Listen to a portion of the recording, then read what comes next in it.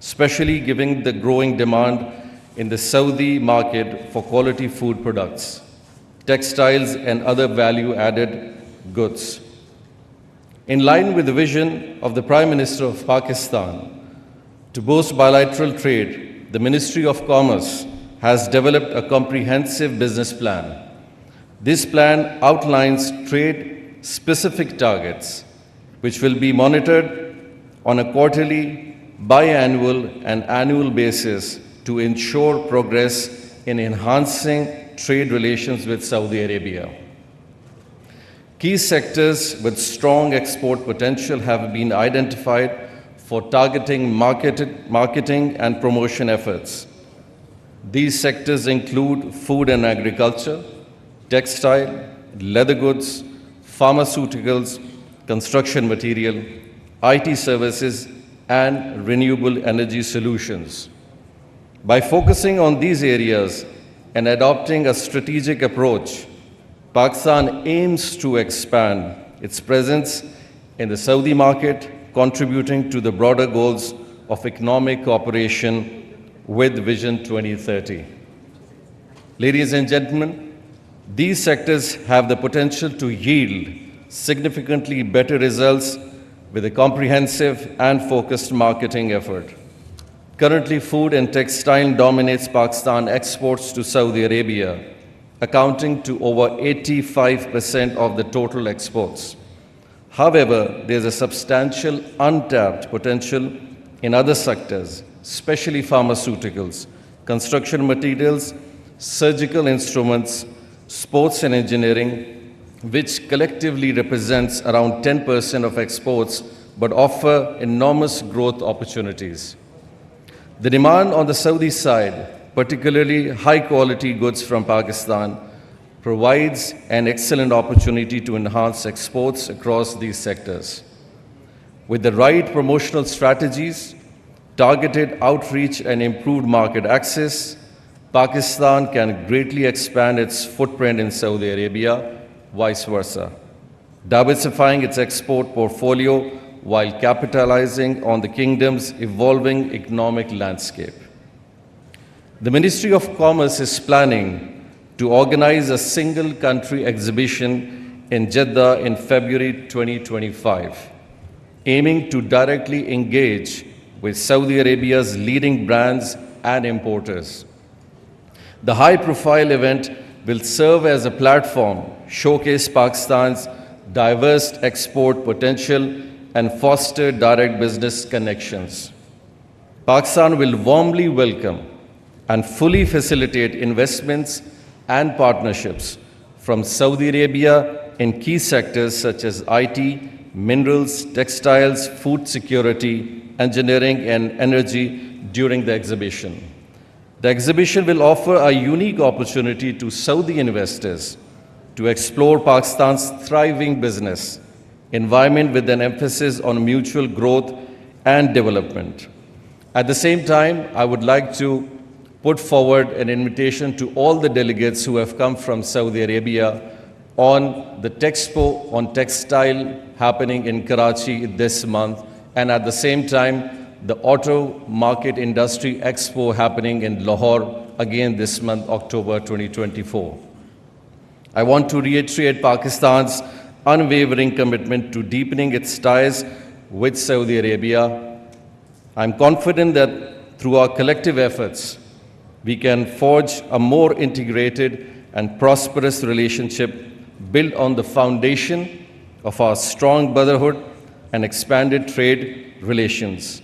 Let us work hand in hand to leverage our respective strengths and foster innovative business models that will promote place stability and sustainable economic growth for both nations. Thank you very much, ladies and gentlemen, and my good wishes for a successful event. Thank you very much.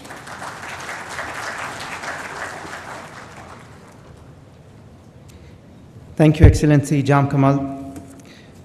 As you rightly mentioned, this is a combined journey of mutual growth, and still there are a lot of opportunities, a lot of untapped markets which are there ready for investment to pour in.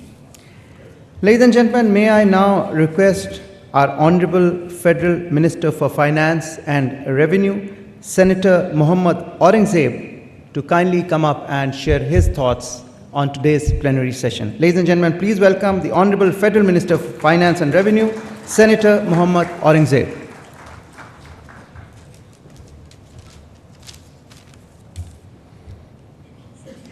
Excellency, Deputy Prime Minister, Cabinet colleagues, distinguished members of the Saudi delegation, the Pakistani business community, a very warm welcome, a very good morning, and sabah al-khair.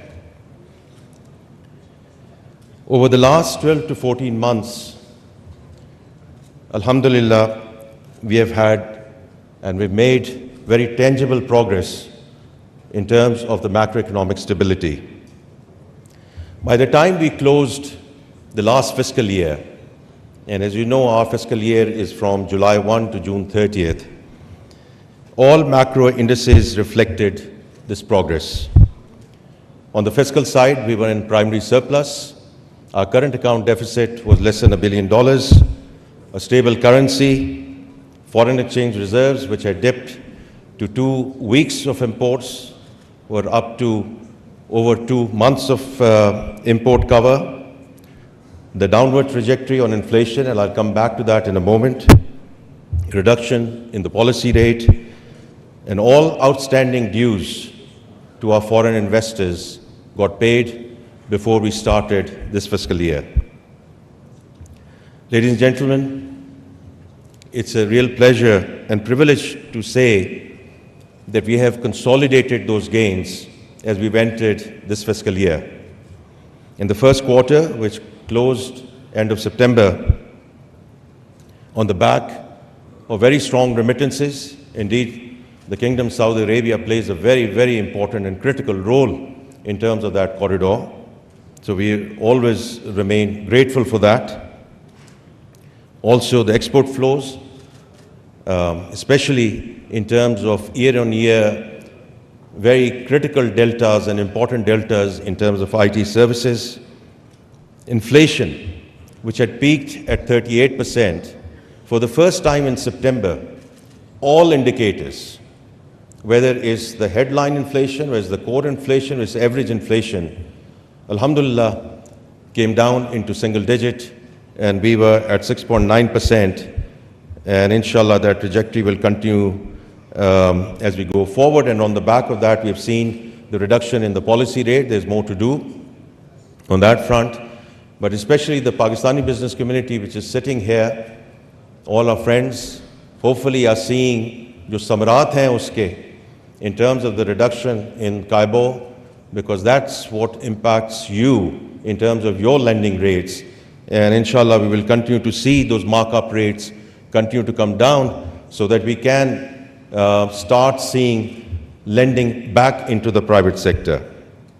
And when we talk about the private sector, someone just mentioned to me that, and I want to say that in a lighter way, that last time I was here at this conference, and this is the second summit, I'd said if the private sector has to lead the country, then the private sector has to be sitting in front, and the government functionaries have to be sitting at the back. So I'm very grateful to the organizers of this conference who have exactly done that, where we give due credit and remain respectful to our business communities, both on the Pakistan and the Saudi front, in terms just of the seating plan.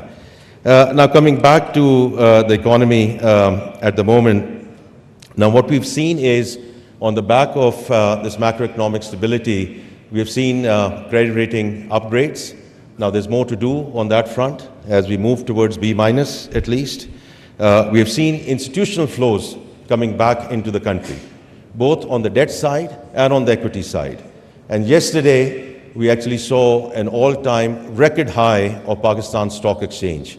As a finance minister, I am slightly cautious about taking credit for the stock market, but it is a data point, and I thought it was important to mention that data point. We also had, during September, IMF approve and their board approve an extended program for the country. It has really two implications and two reasons why we wanted to go into this extended program. One was to bring permanence to the macroeconomic stability, and I just mentioned a few things which are happening on that front. And the second thing is to execute the structural reforms which have been elusive in this country. Under the guidance of Prime Minister Shehbaz Sharif, we are now well underway in terms of structural reforms, whether it's on the taxation side, whether it's on the energy side, whether it's the state-owned enterprises. And we are very clear in the government that the government has no business in being in business. The government has to provide policy framework and policy continuity. It's the private sector which has to lead this country, and therefore we welcome all the delegates from Saudi Arabia, because this sort of re-emphasizes the importance that we put in terms of B2B businesses as we go forward. And we are very clear, we need to execute these structural reforms. We are very committed to these structural reforms so that we can get from stability to a path of sustainable growth, inshallah. Ladies and gentlemen, Excellency, Deputy Prime Minister, we are at a good place on the economic front, and we are open for business. As the ministers who would follow me and Minister of Commerce has already made a very strong, put a very strong proposition in terms of why Pakistan is a very important destination for investments, inshallah, going forward. I would like to just conclude by thanking Kingdom of Saudi Arabia, the Royal Court, in terms of providing the necessary support throughout the turnaround journey over the last 12 to 14 months.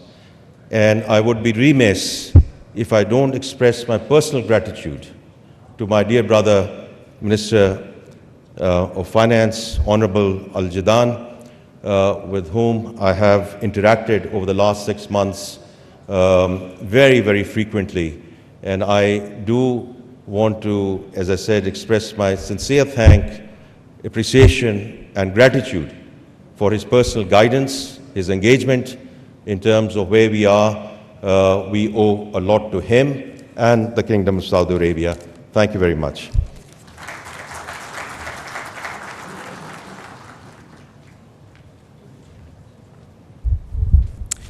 Thank you, Excellency, Federal Minister for Finance and Revenue, Senator Mohammad Aurangzeb, for your views.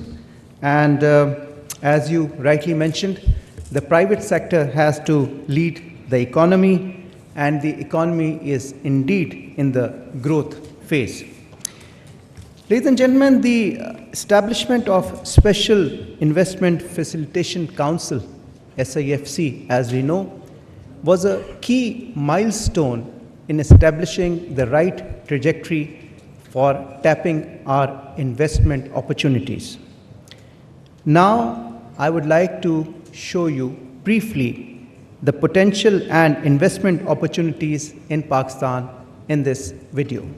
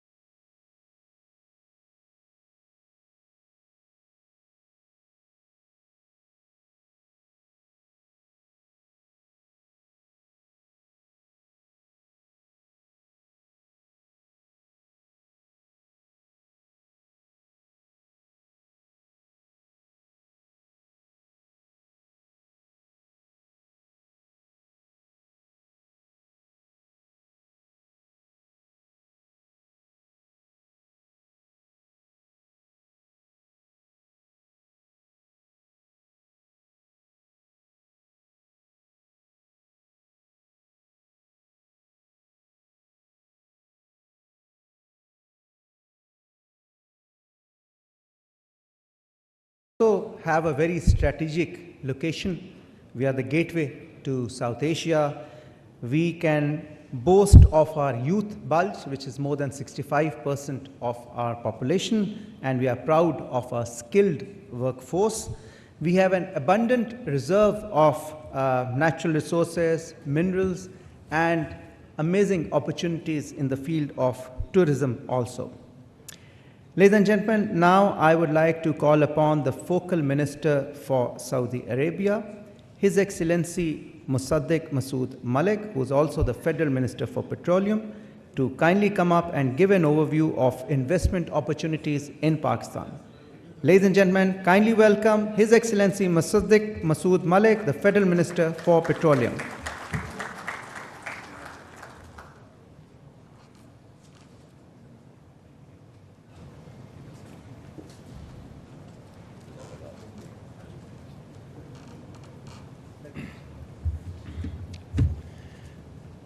First of all, I would like to welcome my boss, the Deputy Prime Minister of Pakistan, Senator Ishaq Dar.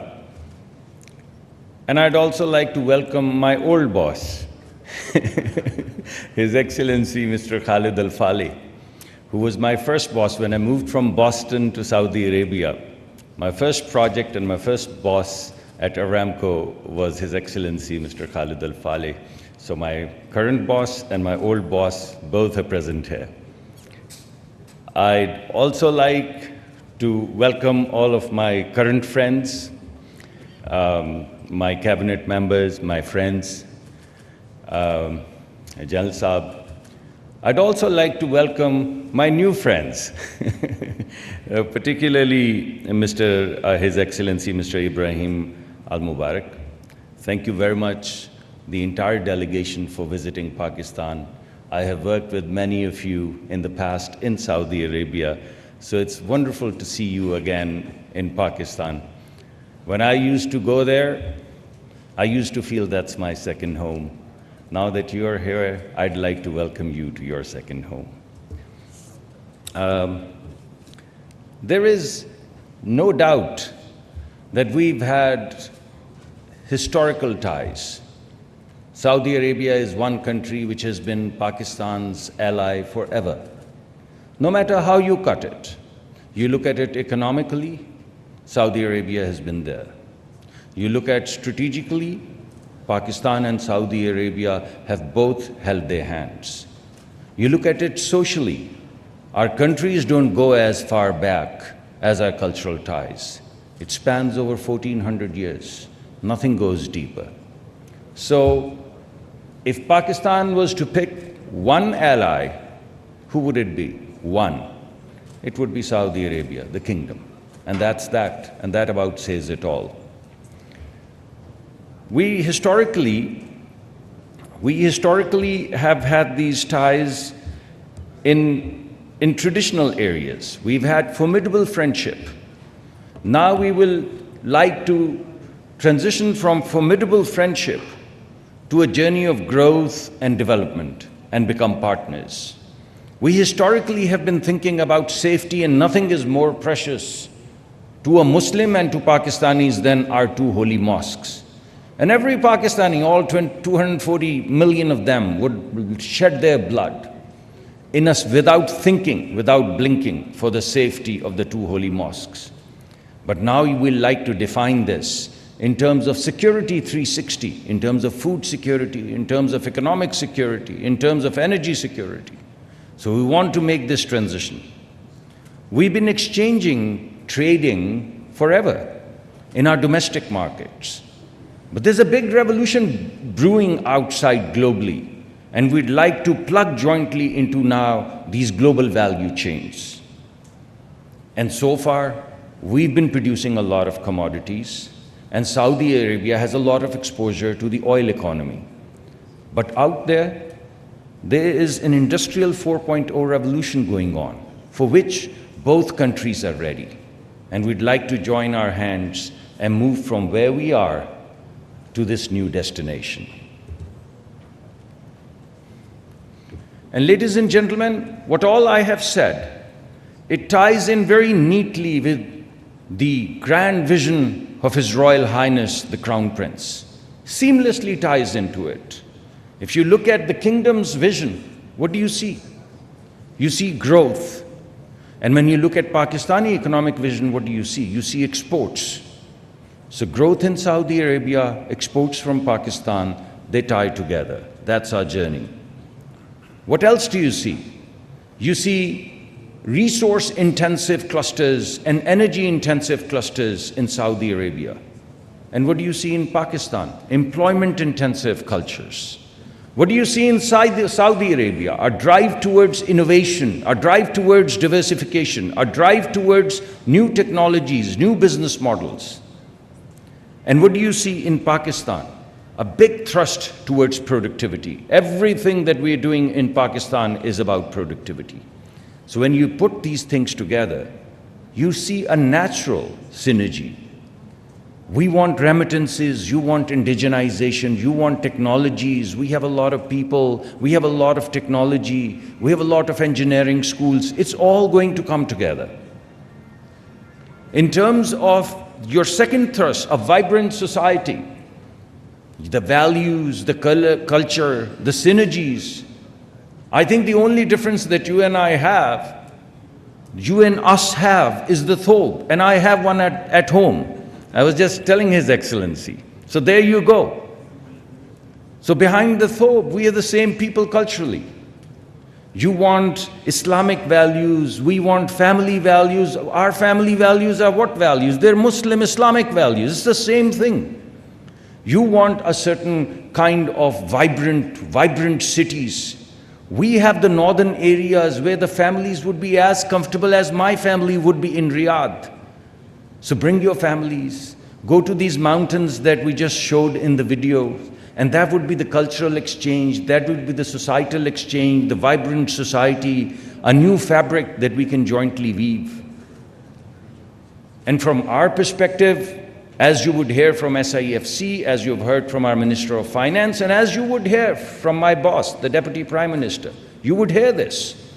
We are going to cut through the red tape and lay out a red carpet. That's our theme. You've already digitized. You're already creating a digital ecology. So everything comes together. Our vision, your vision, our vision together, it all converges as we move forward. We have a very clear strategy to do this, and I'd lay this out for you very quickly. First and foremost, we would leverage the assets that we already have. You know that we have mining resources, and you know that there is an electrification revolution brewing in the world. And the backbone of this electrification revolution is going to be copper. And we're probably the 6th or 7th richest country in terms of copper. And there's no electrification revolution without copper. And you have the biggest clusters of smelting in Saudi Arabia. You take this raw material, you smelt it, and we jointly move it downstream, and we've all plugged into this great revolution of electrification. So we leverage. You have the world's largest resources of crude, and we have a growing population and a stable economy which is poised to grow at 4 to 5%. So all of these crude resources we can lock into, from crude to chemical, from crude to liquids, a great opportunity. And you are digitizing, not just within Saudi Arabia, but creating a global footprint in terms of artificial intelligence, in terms of machine learning. And what do we have? We have engineering schools. We have more engineers than we can accommodate at a price which is unmatchable across the world. So we leverage these resources together to plug into global value chains. That's our first strategic thrust. And we open up new markets. In order for us to open these new markets, to build this economic highway, we need infrastructure. We need road infrastructure, we need rail infrastructure, we need port infrastructure. And what is the expertise that Saudi truly, if you look at, I always tell people, you go to Saudi Arabia, the kingdom, and you would see a revolution of capital investments the world has never seen. If you look at the transition of the kingdom over the past 20, 25, 30, 35 years, the history of mankind has never seen any revolution of infrastructure like the kingdom has put together over the past few decades. So with that kind of expertise in infrastructure and this kind of need of infrastructure, you put this together and you get all the answers. So we have the infrastructure both to unleash our mining resources, but also to tap into new Central Asian markets. A whole new economy which is sitting out there. And finally, as I mentioned, we've already moved towards security, and you would see through the day, through the course of the day, you would see food security, you would see health security, you would see pharmaceutical investments, you would see joint programs, physician exchanges, educational exchanges. So you're going to see all of that, what I call 360 security. And we've already spoken about the culture. These are the 13 strategic sectors that Vision 2030 has highlighted. And right now, all of the programs that we are putting together, they would seamlessly plug into the sectors that you've already highlighted. We want to build synergy. So you would see today that we've already highlighted 7 to 8 sectors, and we have 35 value propositions in these sectors that you've highlighted. So we're putting in front of you things and directions in which you already want to go. Nothing new. And these are exactly the sectors, whether it be healthcare and pharmaceuticals, whether it be financial services and the role that we can play in terms of back end, whether it be consumer goods and retail. Right now, when you look at Neom City or when you look at other grand projects, what do they need? They need construction materials. And when you walk into the northern areas of Pakistan and you see mountains, what do you think these mountains are?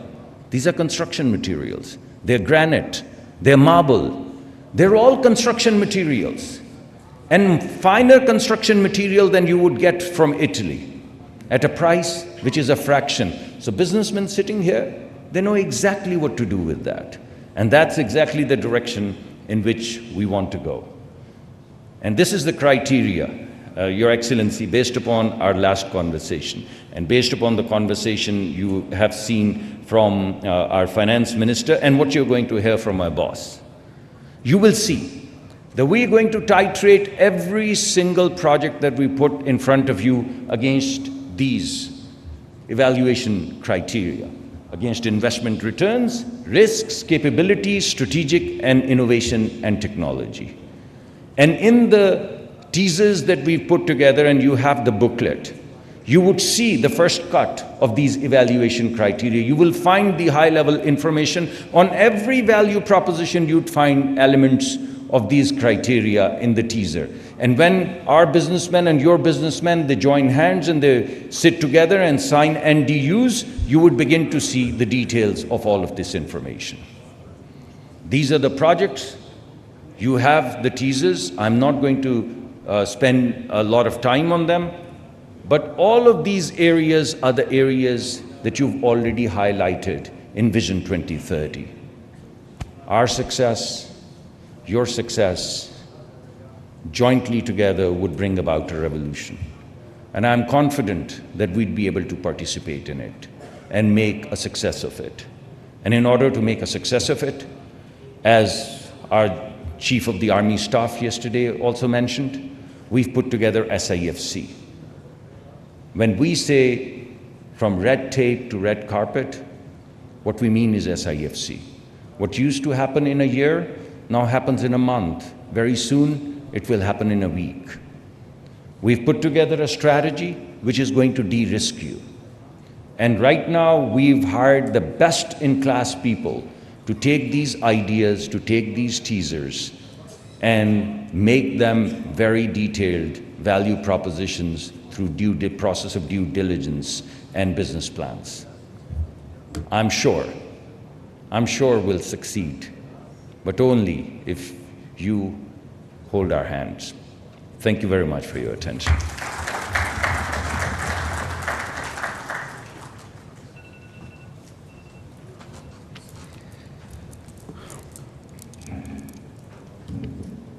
Thank you. Thank you very much, Excellency, and Excellency Musaddiq Masood Malik, for your enlightening views. And obviously, the motto is, the idea is to create synergies between both our countries, whereby our visions can be actualized by leveraging our assets, building infrastructure, ensuring food security, and sharing cultures. You also identified 13 strategic sectors for the Vision 2030, whereby we need to build synergies. Ladies and gentlemen, as we move on, I would now like to request Excellency Waleed Al-Murshid, the Head of International Finance Corporation in Saudi Arabia, to please come up and give a presentation on supporting cross-border investments. Ladies and gentlemen, please welcome Mr. Waleed Al-Murshid, the Head of International Finance Corporation in Saudi Arabia.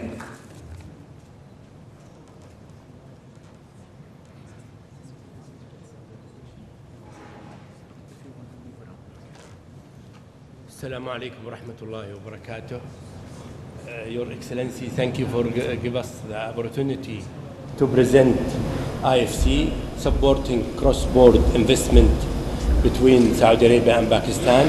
I have my colleague Zishan, Head of Pakistan office, to introduce himself.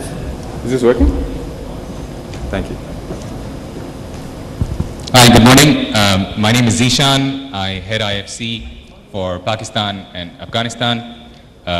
We're grateful, Waleed and I, to have an opportunity to talk to you a little about the way IFC views investment opportunities cross-border between Saudi and Pakistan. And the reason we're happy to have this opportunity is both Pakistan and Saudi Arabia are strategically critical countries for us.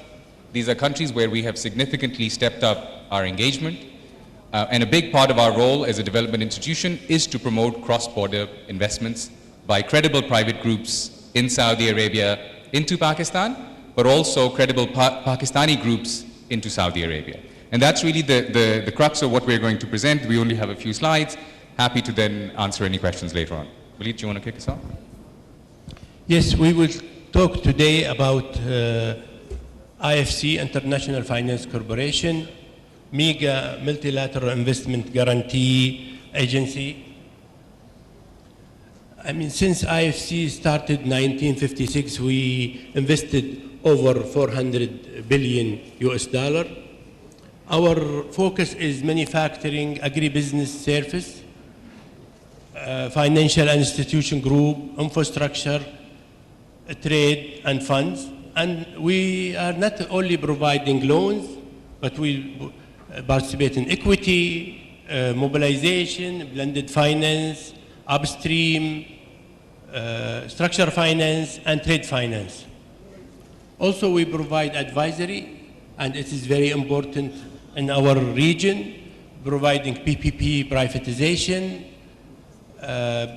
environment, corporate governance, social and environment, gender, and climate. Maybe This is some of the partners of companies. Sorry. Okay. Just if you go to the last line. Is this working? Yeah. Just to give you a sense of numbers. So IFC is the largest global multilateral that is focused entirely on investment in private sector. On average, we invest roughly around $55 billion across developing countries in the world. We only invest in developing countries. In Pakistan, we invested over $2 billion last year. And the idea really is to scale up what we do, not just in other countries around the world, but also in Pakistan. We'll talk a little more about what we're doing in Pakistan in the subsequent slides. This is some of the partners that we worked with in Saudi, in Pakistan, and globally. I'll just highlight some of these companies, like Aqua Power. IFC worked over 10 years with Aqua Power, financed them in many countries, and we participate in equity. I'll give other example, Marai, Saudi German Hospital, and etc. But one of the things that we established many companies in Saudi, and it was the first company. Example of Saudi Home Loan, this is the first housing finance company over 15 years. And His Excellency Minister Musaddiq, he was part of us to advise us on establish the first housing finance company. You want to talk about some I think you covered the Saudi partners. Just to emphasize the fact that for us, supporting private sector, whether in the country of destination, whether that's in Pakistan or in Saudi, or bringing in global players, is a core part of our strategy. So the top left-hand corner is global companies that we in countries, and the companies at the bottom are in.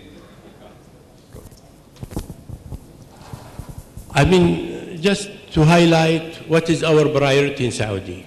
Cross-border investment, South-South investment. We worked recently with over 60 companies in Saudi Arabia, helped them expand their investment cross-border, and we invested over $4 billion US.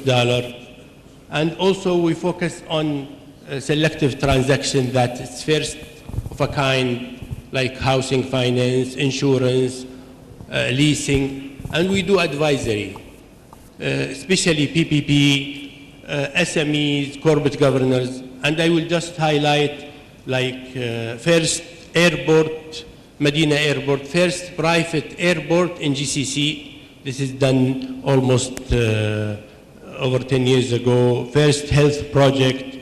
And overall, it's a very profitable market for IFC Saudi Arabia, and it's a priority. And now I will ask my colleagues, Zishan, to take over to talk about Pakistan.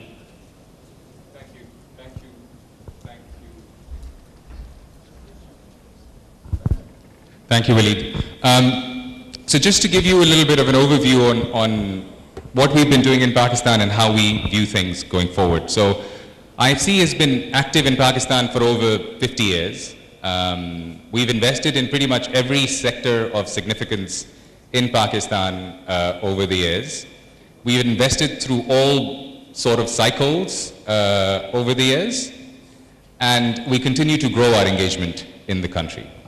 Our experience in Pakistan overall has been positive. And there are two lessons we've learned from our engagement in Pakistan in particular, but also in developing countries. One, if you have a long-term view on the opportunities in Pakistan, the fundamentals of Pakistan, there is significant value to be generated from investments. As Waleed said, we have invested in equity and in debt across the country. We measure returns on our equity in dollar terms. We are profitable in Pakistan over the last 20, 25 years in terms of return on equity. That is despite some of the devaluation and other issues. That gives you a sense of the value that can be generated here. The second lesson we've learned is the importance of good partnership. And if there is one message, I'd like to leave with colleagues from Saudi, is identifying the right partners who are in it for the right values and the right vision that you have. For us, that has probably been the single most important lesson of investing successfully in Pakistan. And that is an area we can help. We have significant presence here in the country with Waleed and our growing office in Riyadh. Obviously, we have significant connectivity in Saudi. We consider it part of our role to help credible businesses on both sides connect. Just to give you a sense of some of the things we've been doing, so we've been involved in several firsts in Pakistan on the infrastructure side, energy, LNG, transport side, financial sector, etc. We have grown our portfolio in Pakistan about 3.5 times in the last 2.5 years. And that is despite the relatively challenging 2.5 years that Pakistan has had. And the reason we have done that is because we believe in the long-term potential of Pakistan, and we learn from the experience we've had here over the years. Our annual commitments in Pakistan, which in 2022 were about $500 million, are now close to $2 billion, and we expect that number to go up going forward. If you go to the next slide, I'll only pick out a few things in terms of the sectors that we see as opportunities and are actively engaging in. Many of those have been highlighted by earlier ministers who spoke, we see the opportunity that exists in realizing Pakistan's export potential. It is a sector that is underrepresented by the private sector here. So for us, a key area of support is businesses that are in manufacturing that are looking to export. We are also very much focused on the climate and sustainability agenda. Anything on energy, transmission, distribution, transport, ports. We're also now very actively involved in the mining sector, particularly in copper, as was mentioned earlier. So for us, we see a number of opportunities across the infrastructure space as well as in the manufacturing space, where our focus is very much on enhancing competitiveness of Pakistani private businesses and realizing their export potential. And a lot of the time, again, in terms of our learning of being here in the market, is businesses here have capital, but are keen on access to foreign know-how.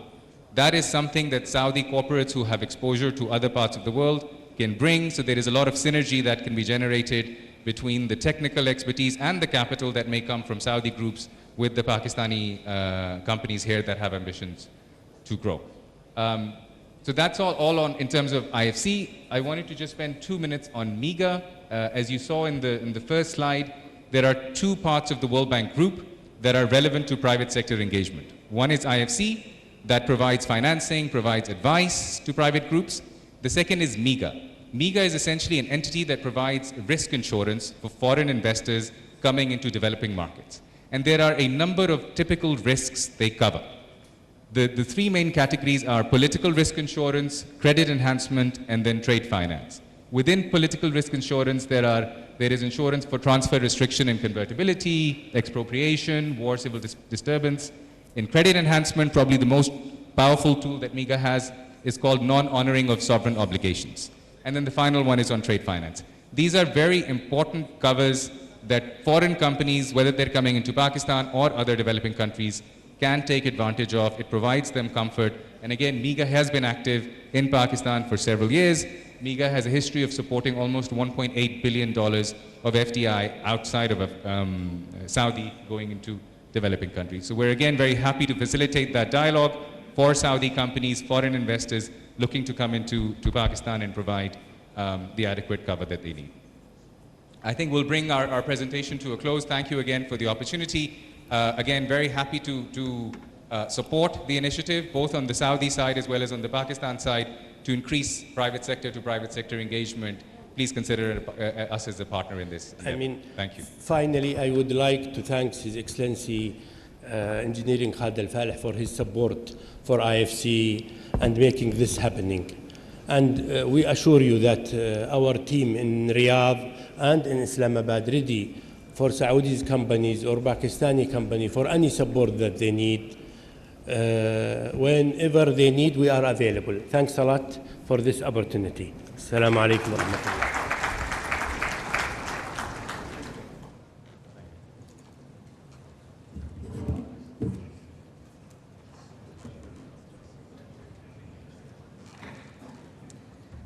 Thank you very much, Excellency Waleed Al-Murshid, the head of International Finance Corporation in Saudi Arabia, assisted by Mr. Zishan. And you mentioned that IFC has invested about $2 billion in Pakistan in the last year. And I'm sure there are many more to follow, given the kind of right potential which is there for investment in Pakistan going forward. Ladies and gentlemen, now we have another presentation, and for that I would like to call upon Excellency Thamir Al-Shetri from Exim Bank of Saudi Arabia. Please welcome Excellency Thamir Al-Shetri from Exim Bank of Saudi Arabia. I would now like to request him to kindly come up and share his presentation in today's forum.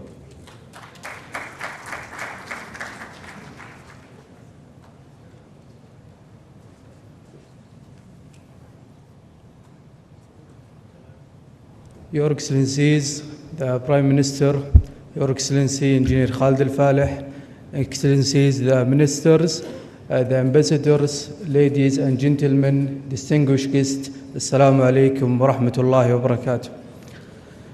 Actually, it's my first visit to Pakistan, but even though I feel home, I would like to quote what His Excellency Khalid al-Falih said yesterday. We are sharing the same values, the same faith, and even the same culture.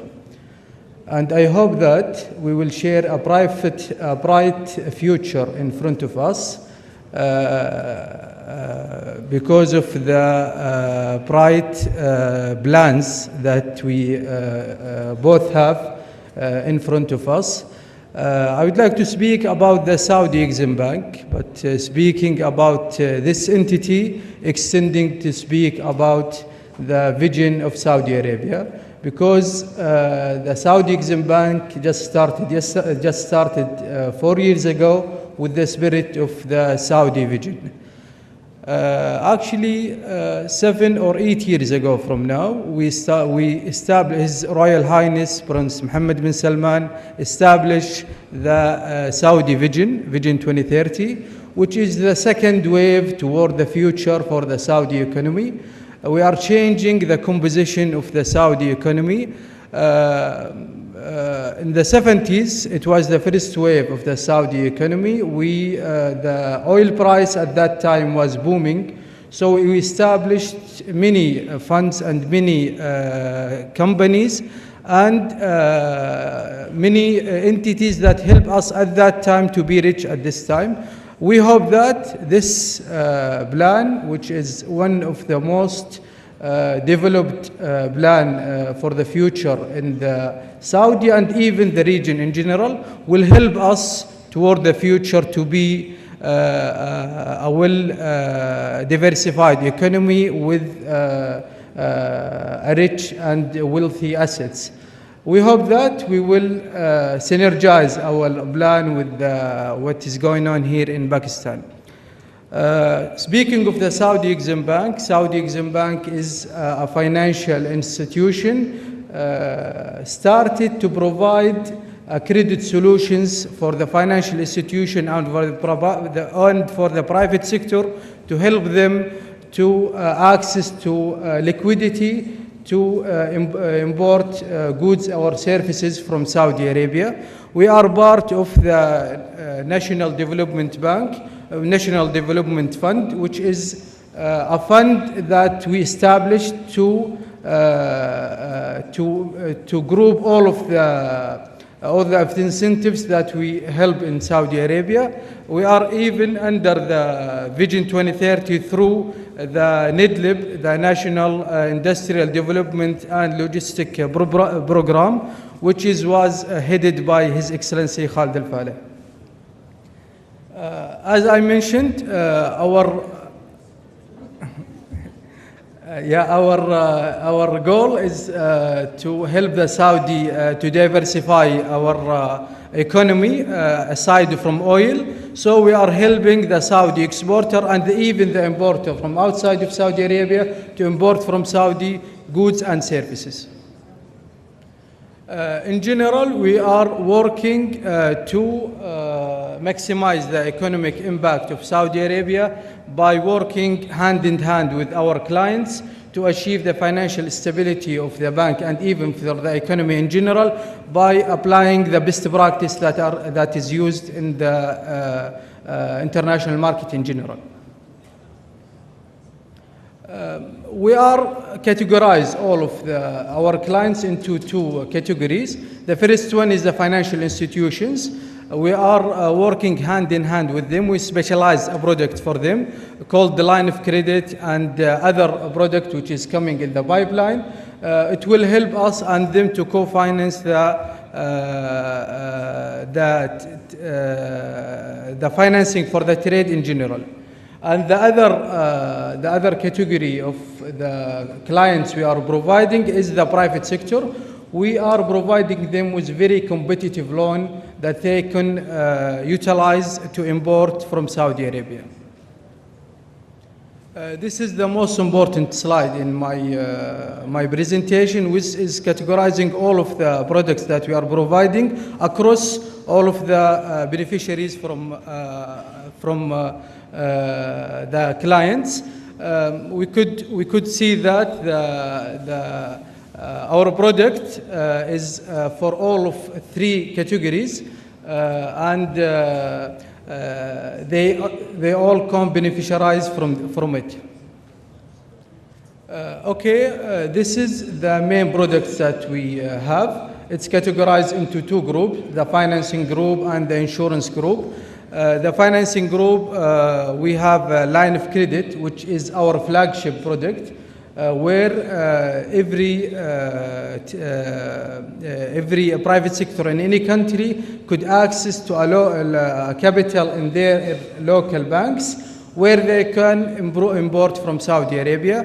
The other thing is, the other pillar of our category is the insurance pillar, where we help the private sector to invest wisely by utilizing the insurance product we offer in Saudi Exim Bank, which is, we do it co-insurance with many international institutions around the world.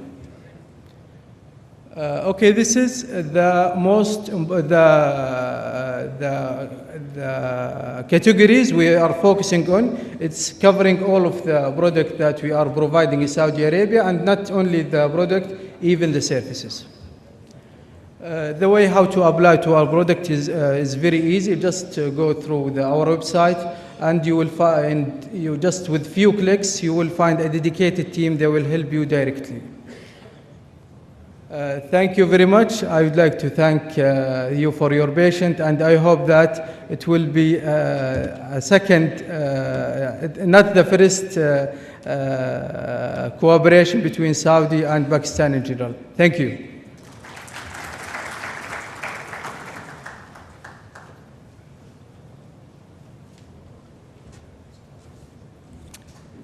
Thank you very much, Excellency Tamir Al-Shetri, representing Exim Bank of Saudi Arabia.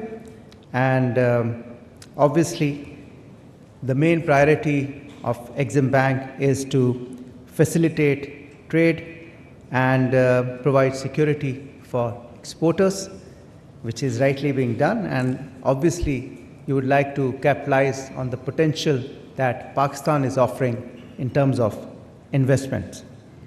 Ladies and gentlemen, now I would like to call upon His Excellency Mr. Abdul Aleem Khan, the Federal Minister for Investment, to come and address this August gathering. Please welcome His Excellency Mr. Abdul Aleem Khan, the Federal Minister for Investment.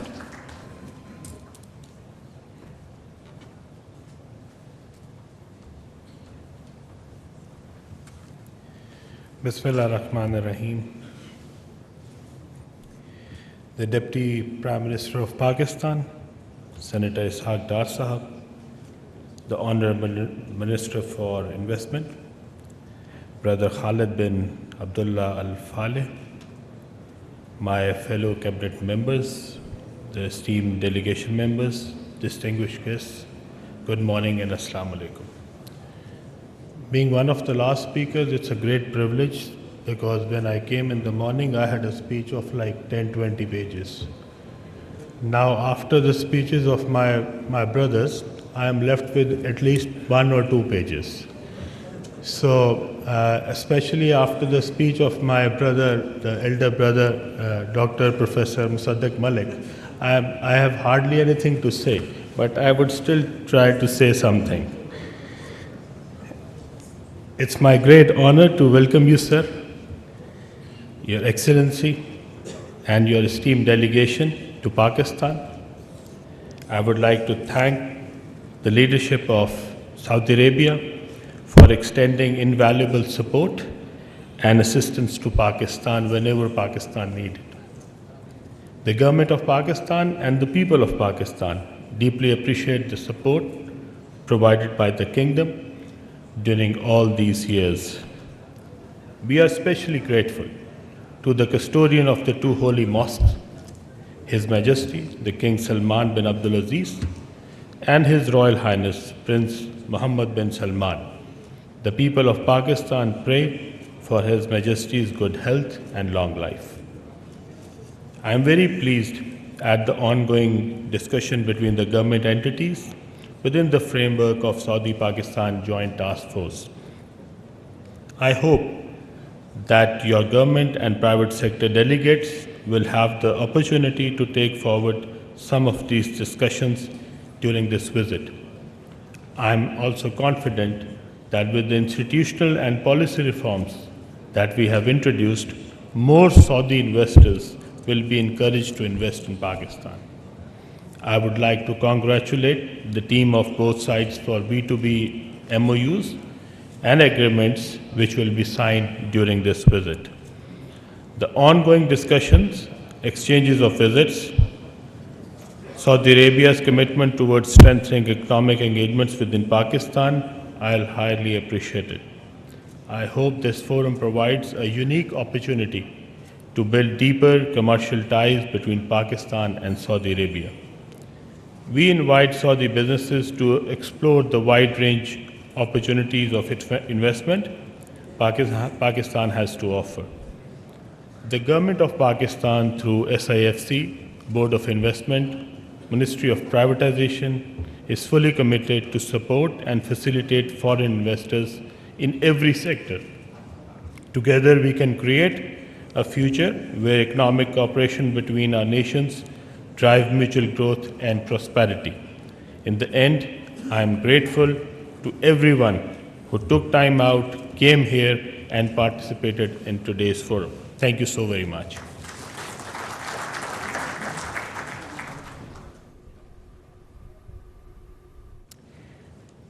Thank you very much, Excellency Mr. Abdul Aleem Khan, the Federal Minister for Investment.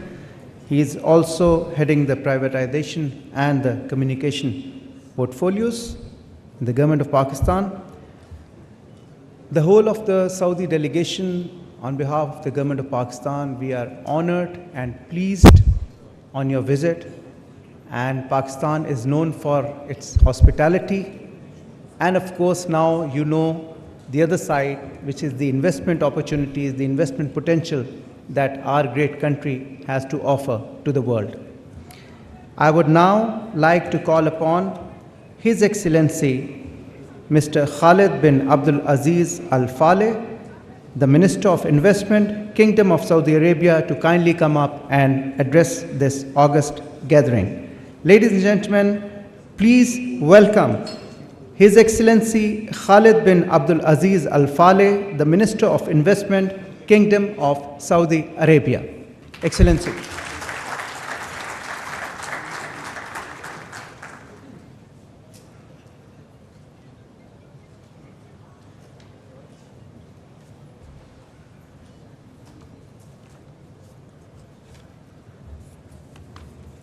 بسم الله الرحمن الرحيم الحمد لله والصلاة والسلام على رسول الله. Your Excellency, Honorable Deputy Prime Minister, Minister of Foreign Affairs, Ishaq Dar, Your Excellency, Honorable Ministers, members of the Cabinet of Pakistan, the ones who spoke so warmly and so eloquently, and indeed in a very convincing way about the great value proposition that is standing in front of us and is ours to lose, and inshallah we will not lose it, given the vision and the determination of our leaders, of our people, and of our great, vibrant private sectors and investors from both sides, who I am honored to be with in this Saudi delegation and to have the opportunity to interact and meet with our colleagues and partners from the Pakistani side. Let me thank everyone who spoke about the warm welcome.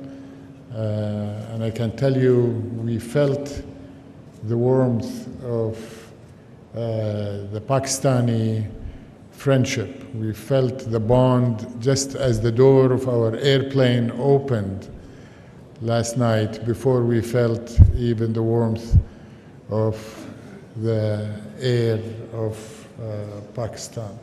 and we have been embraced with open arms, open hearts, every second of our presence here, like every time we come to Pakistan. This is not my first visit. I've been here quite a few times, and every time we come, we see that Pakistan is not a second home. It is indeed just another very close home to us, and we are not amongst friends, we're amongst family.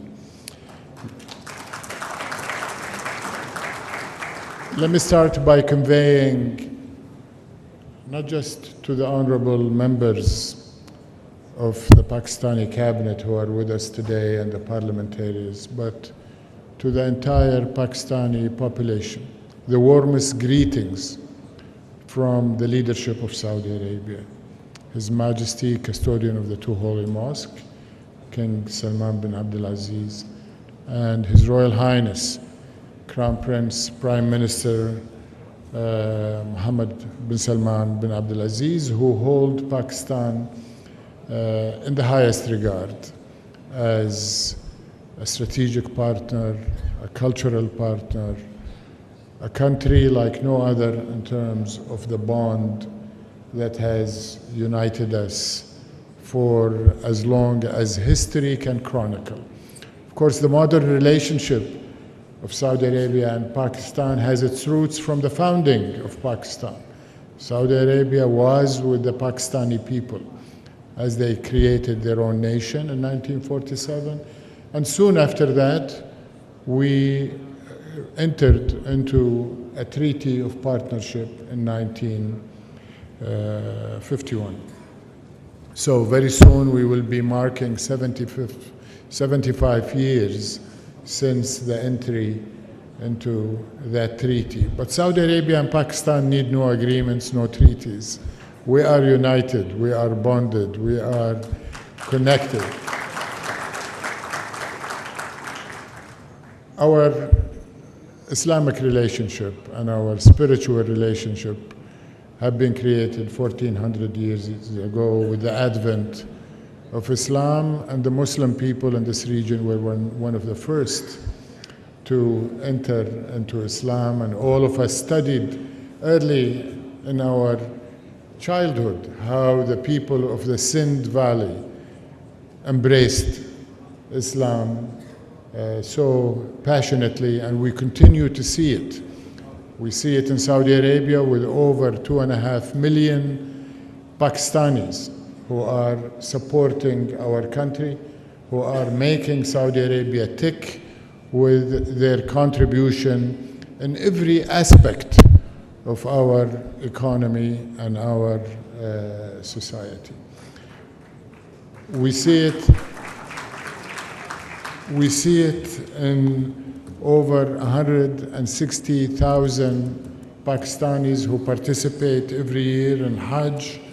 We see it in over 1.8 million people who travel to Saudi Arabia for Umrah every year, and in a way fuel that bond that unites our people.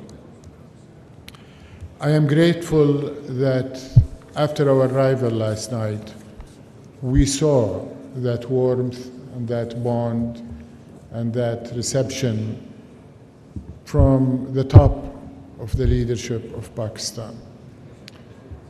The Honorable President of Pakistan, Asif Ali Zardari, who is traveling today to a foreign destination, insisted on receiving us late in the evening last night and spent a good amount of time impressing on us his own personal belief and commitment to the relationship between Saudi Arabia and Pakistan, and that Pakistan is always there for Saudi, and that he sees the potential, the complementarity, the synergies, the great value proposition that each of our country makes available to each other if only we would realize it. And he called on all of us today to work towards that common objective. We spent a good amount of time with the Honorable Chief of the Army Staff General Sayyid Asim Munir Shah, and he spoke also from the heart, as well as from the mind, as well as expressing in numbers that are very, very compelling what the value proposition to the Saudi private sector from partnering with Pakistan. And he expressed his commitment that he will see to it that all matters of red tape will indeed be replaced with a red carpet treatment for Saudi investment. And he recalled how he and Crown Prince Mohammed bin Salman saw to it to create this special one-stop shop, special single window,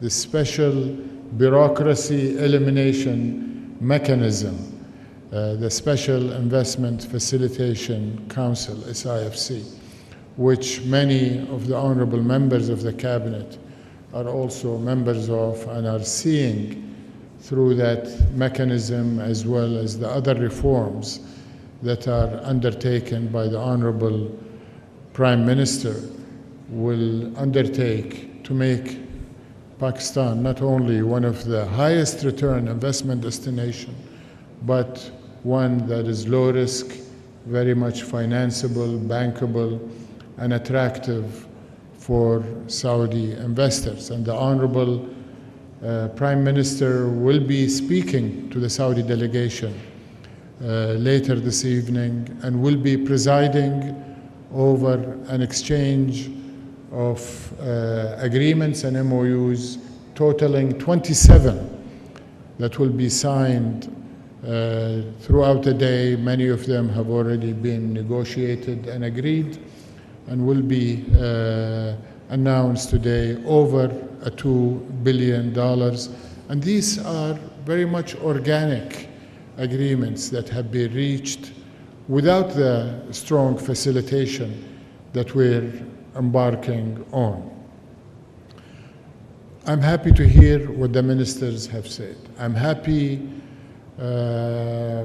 about the efforts of the Ministry of Commerce and its commitment to increase the trade. Trade between Saudi Arabia and Pakistan has already increased significantly by 80%, from $3 billion in 2019, $3 billion US dollars, to $5.4 US dollars.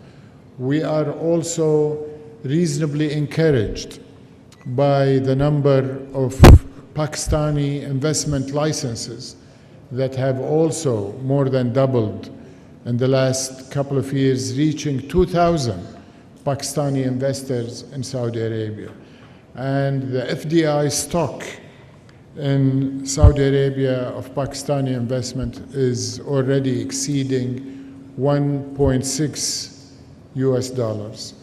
We are committed to and extremely encouraged by the announcement by His Royal Highness the Crown Prince committing the front end of Saudi investment into Pakistan, which is $5 billion. This was announced during the visit of the Honorable Pakistani Prime Minister when he, Shehbaz Sharif, when he visited a week or two after he was appointed in his role after the election. And there was a meeting in Mecca, essentially within the confines of Haram al-Sharif.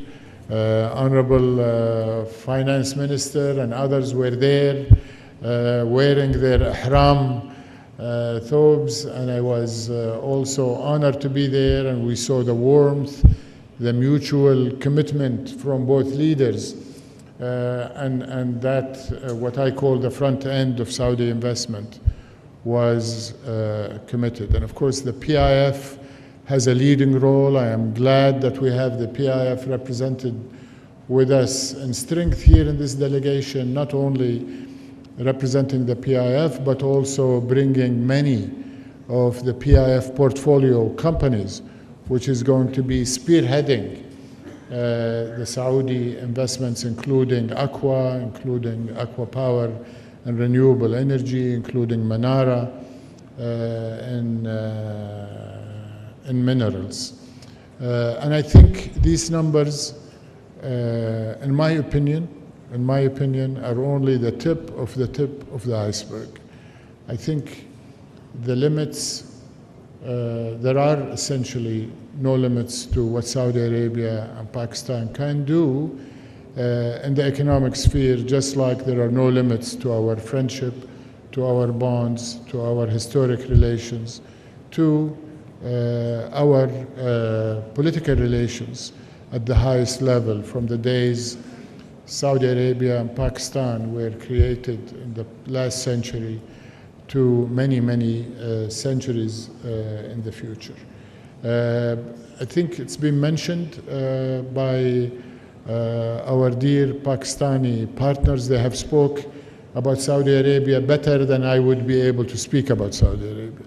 And that again illustrates the kind of bond and complementarity that we have together. But let me say that Vision 2030 is not only doing well, it's actually ahead of schedule, and we're moving to start thinking about the next phase of envisioning the future. And the future of Saudi Arabia is going to be one of prosperity, it's going to be one of empowerment of the people of Saudi Arabia, empowerment of our private sector and our companies, of which we are very, very proud, and many of them are with us today, over 50 companies that have been breaking their schedules and their commitments elsewhere to be in this delegation, to be here in Pakistan this week.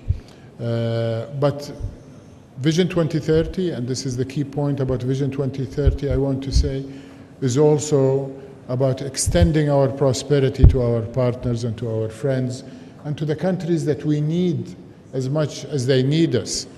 Because no single country, no matter how rich, no matter how strong financially, can compete in the global world we live in today. You need demographics, you need large markets, you need human resources, in addition to capital. And Pakistan and Saudi Arabia together provide that complementarity, provide that scale, but you also need geographic reach, and we see that Pakistan is uniquely positioned geographically with your location extending from the Arabian Sea all the way into the heart of Asia, Central Asia, China, all of the Caspian countries, are markets and resources that are available to Saudi investors to reach through partnering with our Pakistani friends. In terms of what we can do together, I think first and foremost, we want to support Pakistan continuing on its economic stabilization. Without Pakistan reaching its economic stability, it's very difficult to do things together. What has been done in the short period, the last 2 years, is quite impressive, Your Excellency, Minister of Finance. And we think it's only the beginning, because once the momentum is created, there is no stopping you, and Saudi Arabia has been and will continue to be your partner to achieve that economic stability. A key element for the private sector from Saudi Arabia to contribute to is substituting exports that we are getting from other markets to more valuable, higher quality, and indeed lower cost exports from our brotherly nation of Pakistan. And we heard from the leaders yesterday not only about the mining and the natural resources, the granite, the marble, the building materials, where Saudi Arabia is the largest construction site in the world. Make no mistake about it. And we will be, in the next few years, awarding construction and material procurement contracts, reaching about 1.8 trillion US dollars. Last year, the value of construction and EPC procurement, including materials, was $150 billion. This year, it's 180. It will be about $200 billion annually of contract and material procurement awards year after year. Unfortunately for us, but in a way, fortunately for our partners here in Pakistan, a lot of the input into those contracts is going to be imported. And we want it to be imported from Pakistan, all things being equal. In fact, we will compromise a little bit to make it come from Pakistan. So a great opportunity.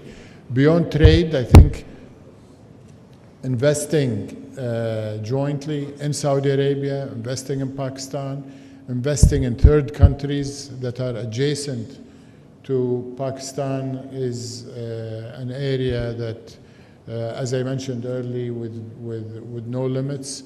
We see energy as a natural. The kingdom has been and will continue to be the kingdom of energy, the global leader in conventional energy. We're investing, continuing to invest in oil and gas, and His Excellency Minister Sajjad mentioned oil to chemicals is a big area for growth, and we want Pakistan as a big market for chemicals to also participate with us. But the big area of growth, the new area of growth and energy for us is renewable energy.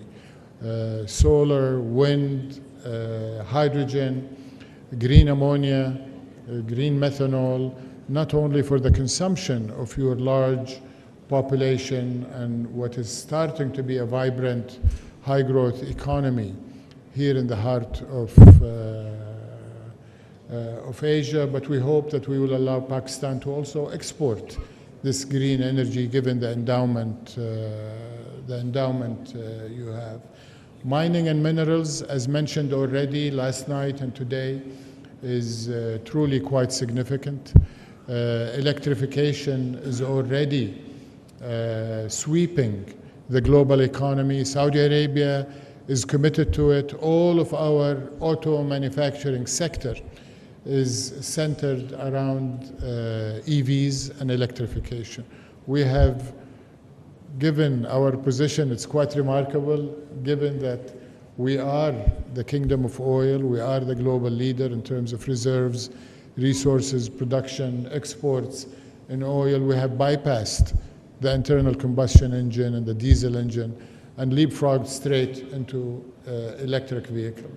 That means that not only are we going to consume those EVs in Saudi, we're going to export them, but also we see the electrification sweeping the world. We see the demand on high voltage cables for transmission across borders and within countries. And we see that happening in Asia, from Pakistan all the way to Central Asia, where there is a lot of capped electric production that needs to be exported.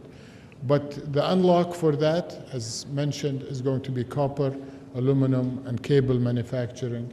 And this is one of those areas that we can't wait to work together to unlock for Pakistan, for Saudi Arabia, and indeed for the global economy. I am glad that we have with us a newly formed joint venture, Manara, between PIF and Ma'aden, our national champion in mining, and they are eager to start a number of initiatives in mining, but the first one we hope to conclude in the next few weeks will be for them to enter into the Rekudek project with the state-owned enterprises of Pakistan and Barrick Gold, who is working in Saudi Arabia and sees our partnership as additive to the project. And I think this is just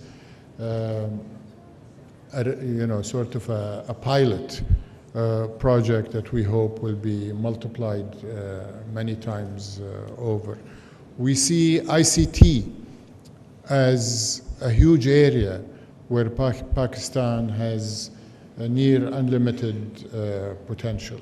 The key ingredient for ICT is human talent, and we believe in Pakistani talent. We have seen them in Saudi Arabia since the modern Saudi Arabia started bringing global human resources. Pakistanis were one of the first to come to Saudi Arabia and create Aramco through their human resources. Pakistani expertise was there early for our banking sector, and as Musaddiq mentioned, even as consultants and subject matter experts. He mentored me and taught me. He was very humble when he called me his boss. He was actually telling me how to build an industrial cluster in Saudi Arabia, and we took his advice, and we're very proud that our industrial sector is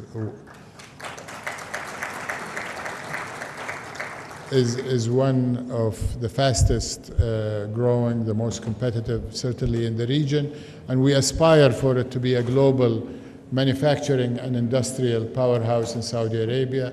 We're looking to make Saudi Arabia the hub for global supply chain resilience, not just to meet domestic and regional, but global. And we want to do that by leveraging what you have in Pakistan. And I talked about mining, I talked about energy. We certainly want to leverage your human resources and your ICT sector.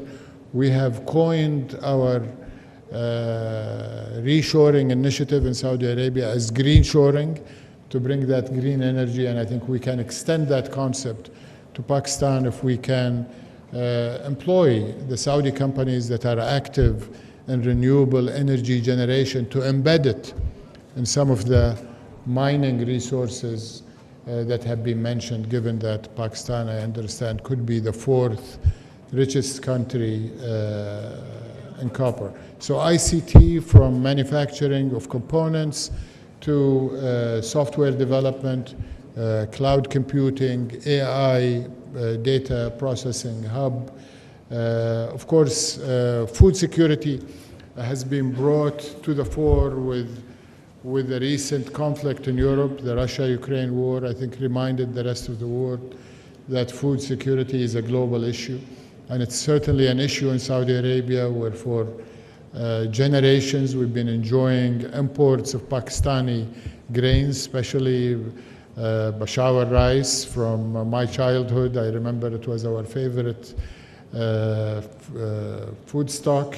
Of course, meats and poultry, aquaculture and fishing, and the list goes on. We believe Pakistan, as we heard yesterday from the Honorable Chief of Army Staff, can become again the hub for global food security, not just for the Arabian Peninsula. Saudi Arabia is investing heavily in global acquisition and global direct investment from Latin America to Europe, Ukraine, Africa, and we're investing, of course, in South Asia and Central Asia, and we would love for Pakistan to be a key hub for agriculture, food processing, value add, and export to third countries. Honorable Deputy Prime Minister, Minister, these are only a few examples of what I see as low-hanging fruits, continuing with the food metaphor, and really ready for us to grab and turn into opportunities, to increase the confidence that thousands of other Saudi companies need to have to come with the 50 companies that came with me today. And we need to also create a highway that brings the great capabilities of Pakistan and the Pakistani people to continue what they are doing in Saudi Arabia, not only contributing to the Saudi Arabia of the future that we're building with Vision 2030, with their human talent, but also to bring the capability of Pakistani enterprises. And for them, from both sides, I can tell you, in no uncertain terms, and I've heard it repeatedly from the leadership, from my boss, from the leadership of Pakistan last night, and the Prime Minister during his visits to Saudi Arabia in March and in May when he came for the World Economic Forum special meeting. Both governments are committed to allow, to permit, to facilitate for the private sector to take its due position as the locomotive that will be pulling both economies, both governments, both leaders, everybody on the government side of both nations sees that the private sector is the driver of our respective economies today and certainly will be more so in the future. So you can count on us to be right there with you, behind you, supporting you to make the opportunities that are right there for you to grab. And once again, I say there is no limit. The sky is the only limit to what we can do together. So thank you, Your Excellencies. Thank you, ladies and gentlemen.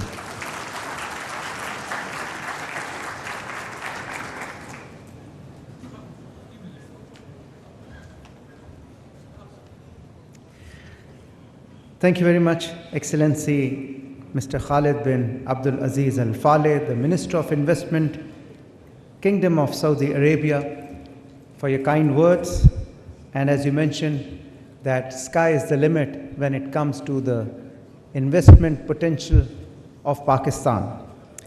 Excellency, you mentioned that Pakistan and Saudi Arabia are not dependent on any agreements or treaties to bond together. Indeed, we are united by the band of brotherhood, by the spiritual Islamic values that we share. Pakistan has one of the highest expat workforce working in the construction sector in Kingdom of Saudi Arabia, contributing to the growth of Saudi Arabia. And you mentioned specifically in detail all the investment opportunities that are available in Pakistan, and that shows that Pakistan is indeed a bankable investment destination for Saudi Arabia. Ladies and gentlemen, now I would like to call upon Senator Muhammad Ishaq Dar, the Deputy Prime Minister and Foreign Minister, Islamic Republic of Pakistan, to kindly come up and deliver the keynote address. Ladies and gentlemen, kindly welcome Senator Muhammad Ishaq Dar, the Deputy Prime Minister and Foreign Minister, Islamic Republic of Pakistan.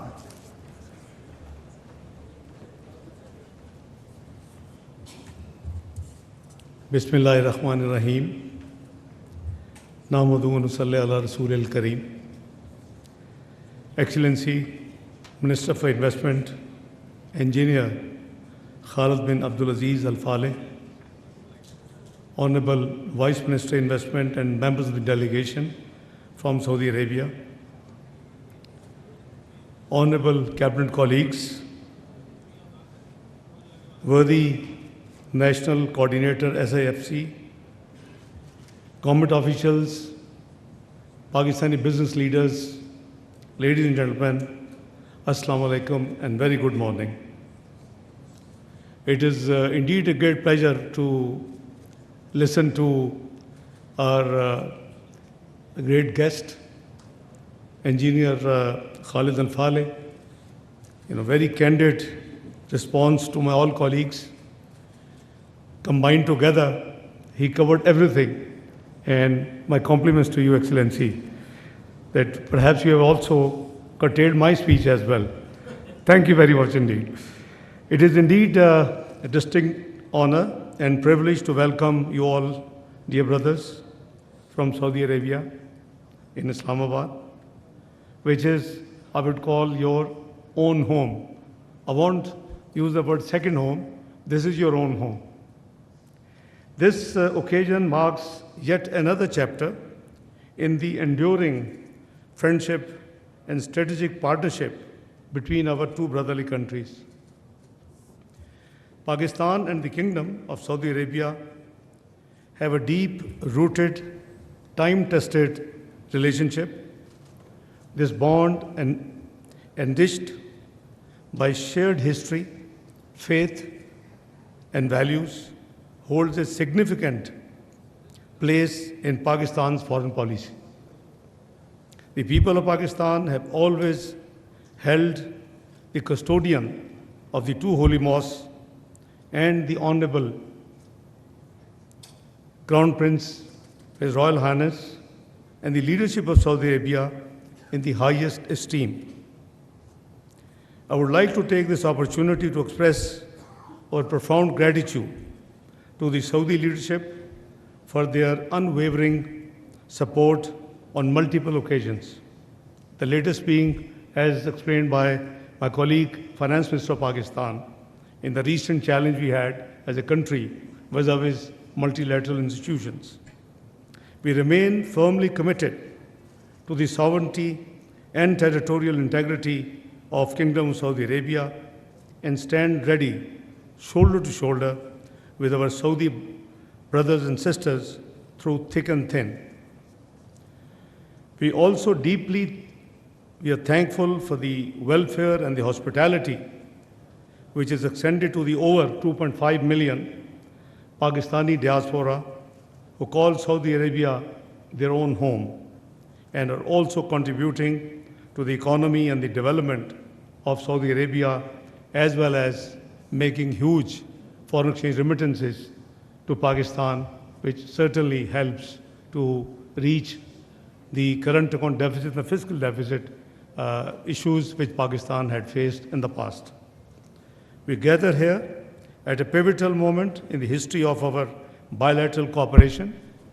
As His Excellency mentioned, that in Ramadan Sharif, soon after the Prime Minister Shehbaz Sharif government took office, we visited for Umrah. And Excellency, when we came back from Medina Munawwara, because we landed in Medina Munawwara,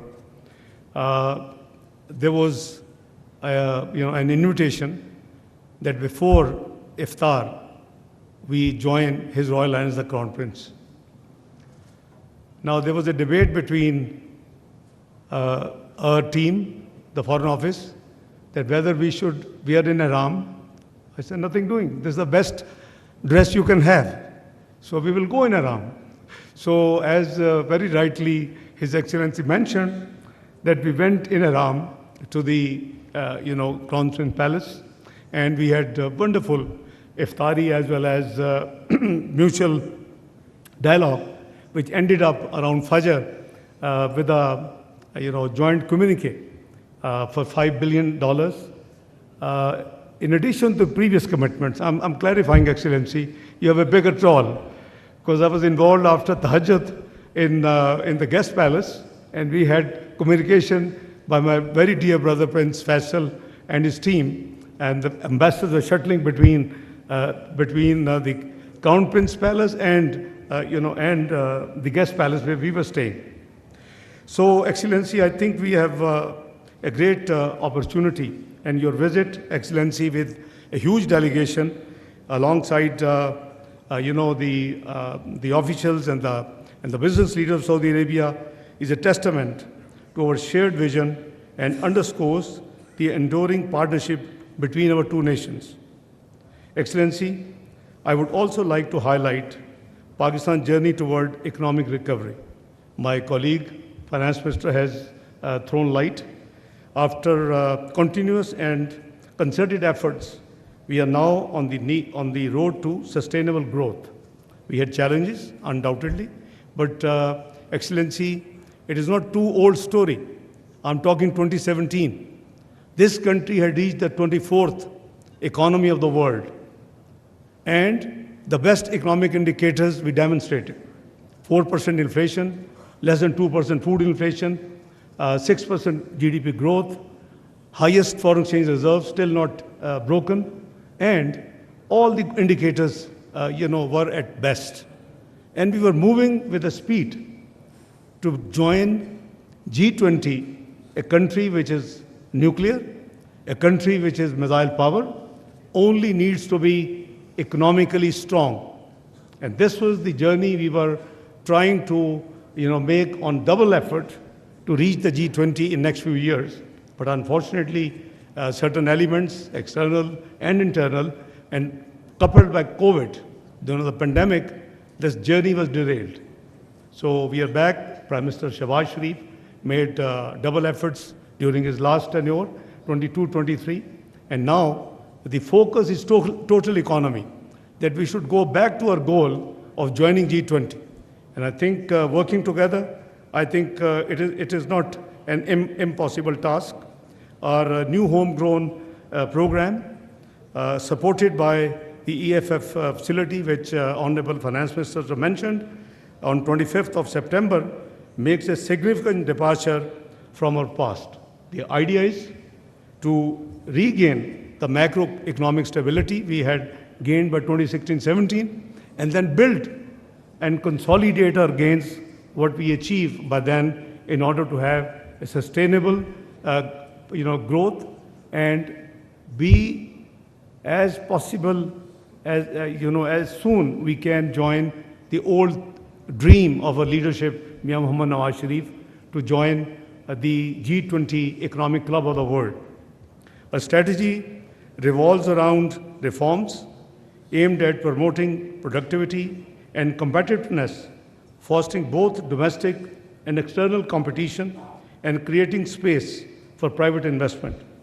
We are right-sizing the role of the state, reforming state-owned enterprises, and improving the quality of public services, spending on infrastructure with fast speed. This structural reforms effort is being contemplated by the commitment of sound macroeconomic policies.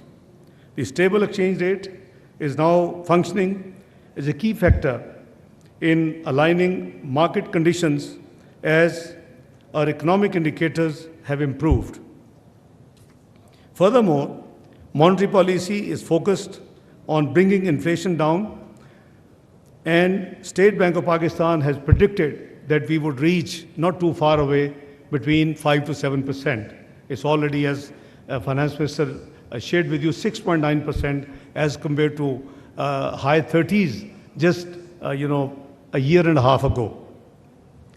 We have taken steps to ensure that our economic revival agenda is supported by a sustained effort to strengthen tax administration with broadening of the tax base.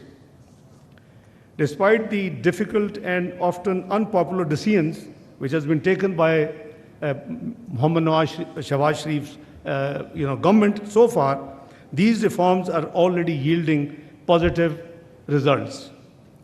Economic indicators are moving in the right direction. Inflation has come down substantially. Our credit rating has shown improvement, and the current account deficit is narrowing, as shared by the Finance Minister. These achievements not only signify a turning point for Pakistan, but also make our economy a more attractive and stable environment for foreign investment and partnerships. Pakistan, with the vast natural resources, dynamic talent pool, and commitment to sustainable development efforts, offers a wide range of investment opportunities in Pakistan.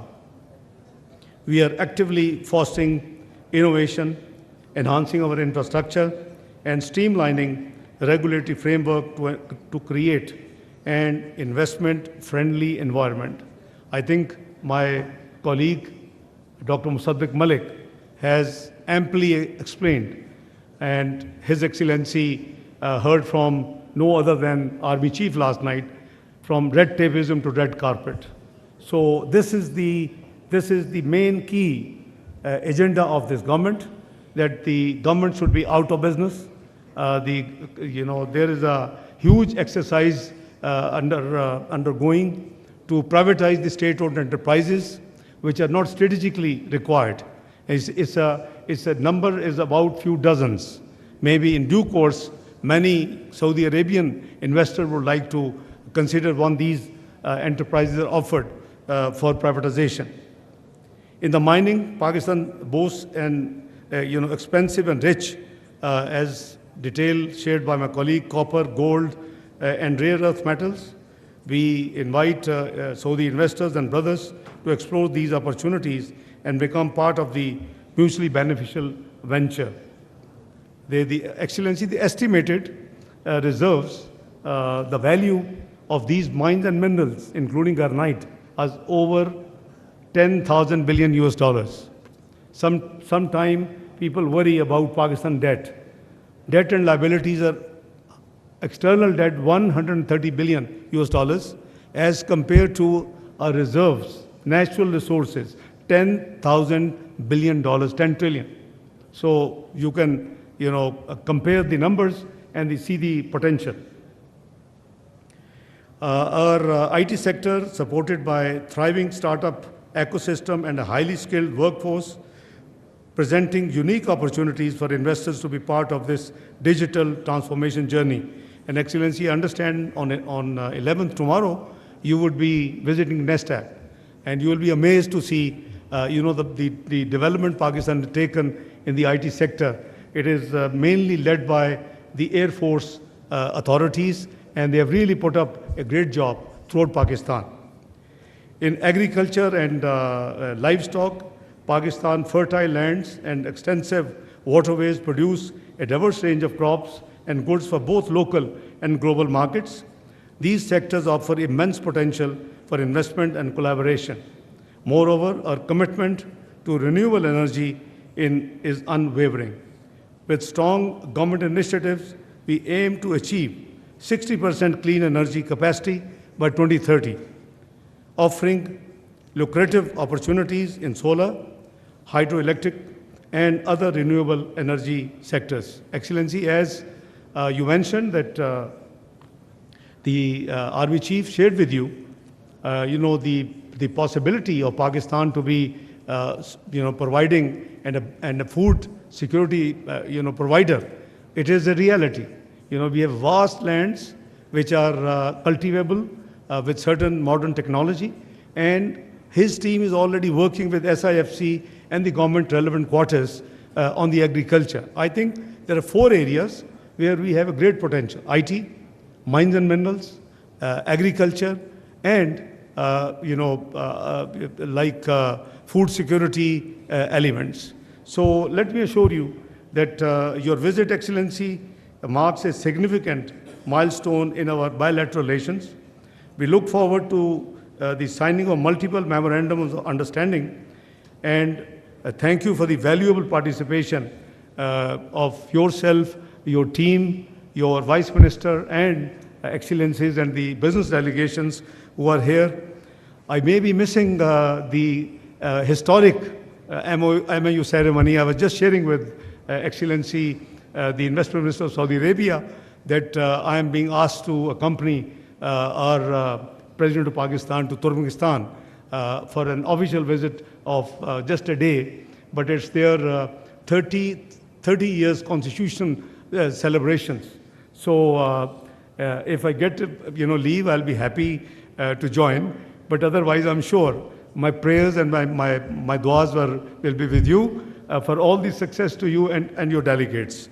Excellency, the MOUs include, I understand, wide range of sectors, mainly semiconductors, energy, livestock, manpower, and IT.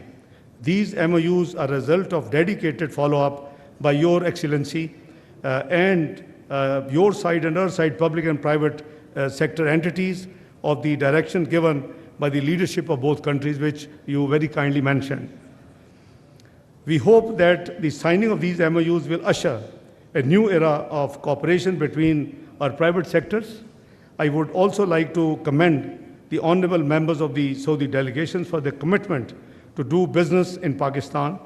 These engagements will pave the way for fruitful discussions and agreements, and inshallah, will further strengthen our strategic partnership, which is already very, very brotherly, close partnership in the areas of economic areas, trade, security, defense, and all cultural, all areas. We are working very closely.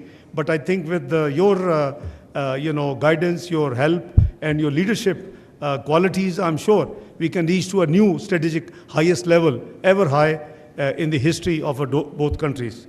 Excellency, we are eagerly anticipating the visit of His Royal Highness, the Crown Prince and the Prime Minister, Prince Mohammed bin Salman, to Pakistan. And as you very kindly mentioned, that the visit had been scheduled, but because of certain unavoidable medical reasons of the king at that time, mashallah, he's doing quite well.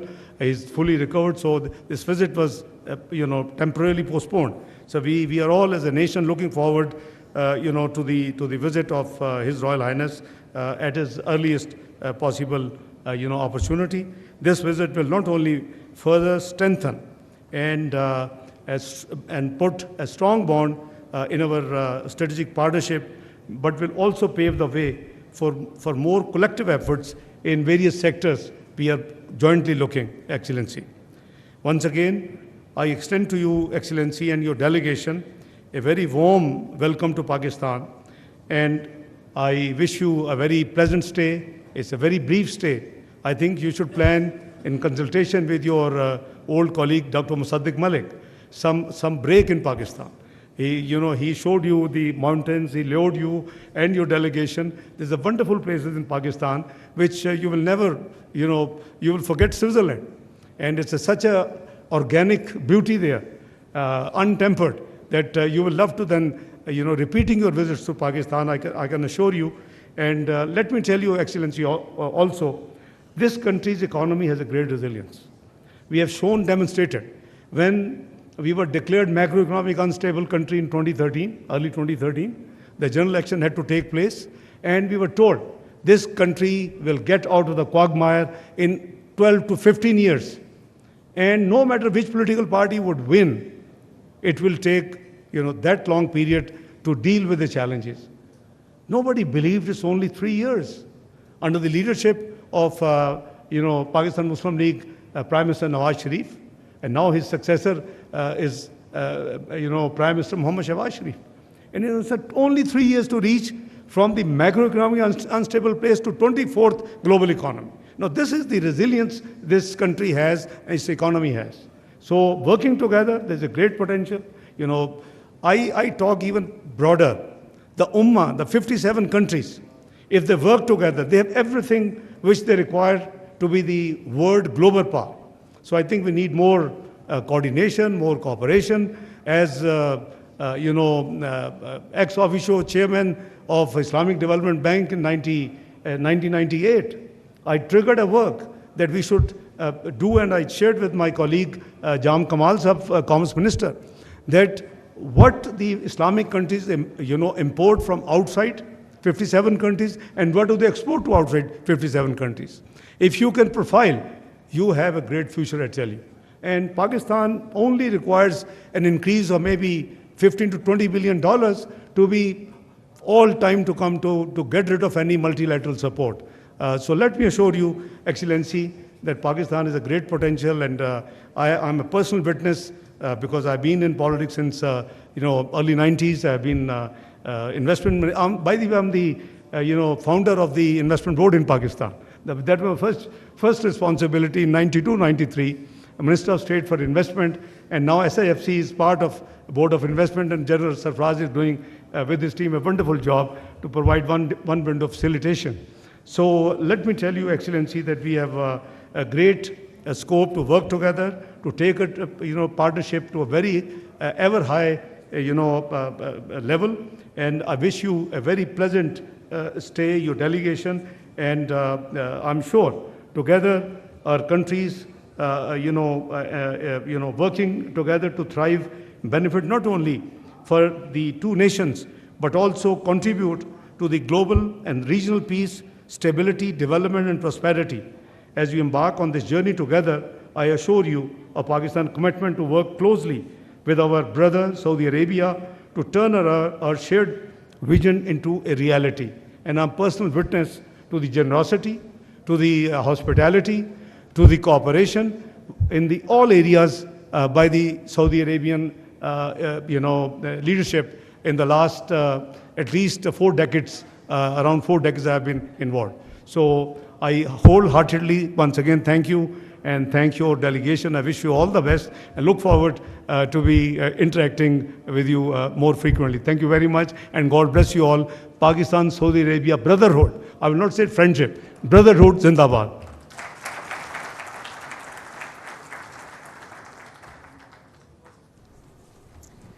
Thank you very much, Senator Muhammad Ishaq Dar, Deputy Prime Minister and Foreign Minister, Islamic Republic of Pakistan. You rightly reiterated the deep-rooted, the time-tested friendship between Pakistan and Saudi Arabia, the brotherhood that we share. You also mentioned the specific structural reforms undertaken lately to boost the economy of Pakistan, which are bearing result. You mentioned the 4 main areas of investment: the IT sector, the mining, agriculture, and obviously the food security. Excellencies, honorable ministers, government officials, dignitaries, ladies and gentlemen, this concludes the plenary session of the Pak Saudi Business Forum 2024. May I request you all to kindly proceed for the sectoral breakout sessions in the respective boardrooms, which I'll just be announcing. The food and agro sector session will be held in Shamadan 3 near the main lobby. The energy, power, petroleum and mining session will be held in Kehkashan 2, which is across this door. The industries and trading session will be held in Kehkashan 3, which is across this door. The information and communication technology would be held in Kehkashan 1, which is also across the door. And the construction session will be held in Shamadan 2, which is near the main lobby. And beyond this, the Saudi and Pakistani companies who will be signing memorandums of understanding are requested to kindly remain in this hall, and we'll be having the signing here only. So with this, we come to the conclusion of this session. Thank you very much, ladies and gentlemen, for attending. Once again, a warm welcome to our Saudi dignitaries. Pakistan, Zindabad. नाज़रीन, पाकिस्तान सदर business forum का इस्लामाबाद में इनेकाद नायब वज़ीर आज़म और वज़ीर ख़ारजा Mohammad Isaac डार ने forum से खिताब में कहा कि पाकिस्तान 2 तरफ़ा